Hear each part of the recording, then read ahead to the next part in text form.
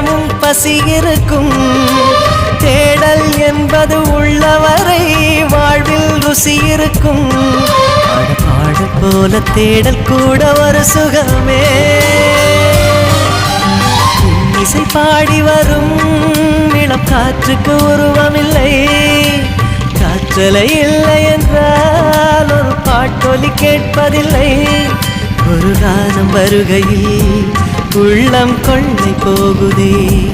ஆனால் காற்றின் முகவரி கண்கள் அறிவதில்லையே. இந்த வாழ்க்கையே ஒரு தேடல் தான். அதை தேடி தேடி தேடும் மனது தொலைகிறதே.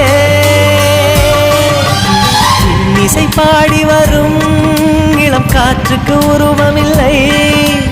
காற்றலை இல்லை என்றால் ஒரு பாட்டொலி கேட்பதில்லை.